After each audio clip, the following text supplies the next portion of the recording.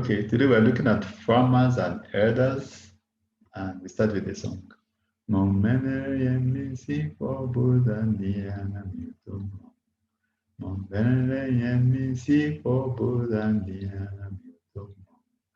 Andiana mu, Andiana mu, Andiana Muto. Andiana mu, Andiana mu, Andiana Muto Basi. So basically, it's an individual song that just saying, I'm looking up to God for deliverance and for victory. Now, we know that the clash between Fulani herders and particularly farmers is becoming a huge problem. In fact, it's an existential crisis in terms of the Nigerian body politic.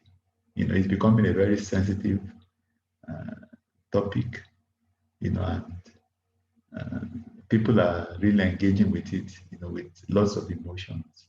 But let's also see some of the things that the scriptures have to say about, you know, shepherds, about cattle, and about herding and farming. You see this in Genesis chapter 43, 46, verse 34.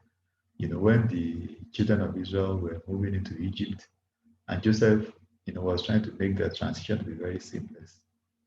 You know, and he advised them that when you get to Pharaoh's palace, this is what you're supposed to say. That he shall say, that servants trade had been, you know, with cattle from our youth even until now. Both we and also our fathers may dwell in the land of Goshen.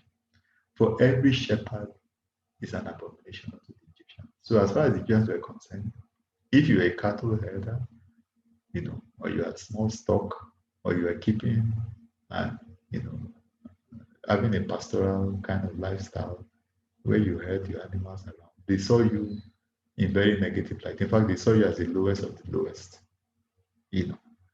And so they had a very, you know, poor regard for shepherds and cattle herders and pastoralists.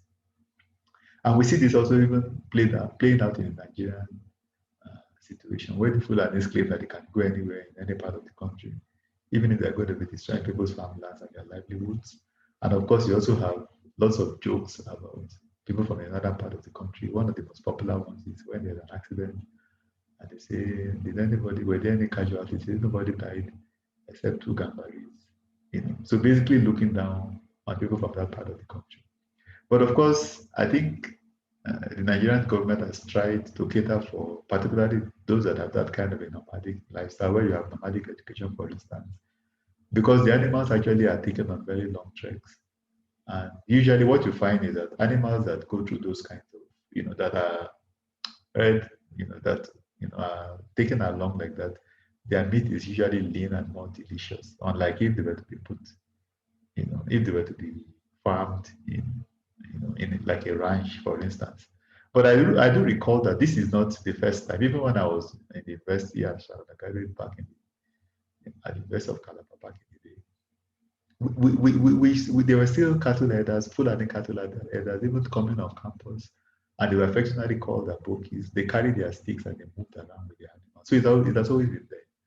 But of course, the bad thing now is, you know, when those animals are able to stray to people's farmlands, also destroying their means of livelihood, then it becomes a very huge problem. And then, of course, we have the reverse, where people are then killing those animals, which is also destroying the means of livelihood of, you know, the cattle herders. So, what is really the way forward? You know, what we must realize is that God has a big tent, and in God's big tent, everyone is accommodated. Particularly now that Nigeria is facing this kind of an existential crisis, where people are speaking with a lot of emotions. Matthew 11:28, come unto me, all you that labor and heavy laden, and I'll give you rest. So God is ready to come to, you know, to accommodate those that their cattle that, you know, have suffered some cattle rustling, the animals have been stolen or killed, particularly the Fulani cattle herders. God is able to accommodate you in His big tent if you make a commitment to the Lord. Those that their farmlands have been destroyed, and even those that have, you know, lost their lives, you know, or destruction of property based on some of the conflicts, God is able to accommodate everyone. You know, so everyone can come into God's big tent so that indeed they can quote 1 Peter chapter 2, verse 25.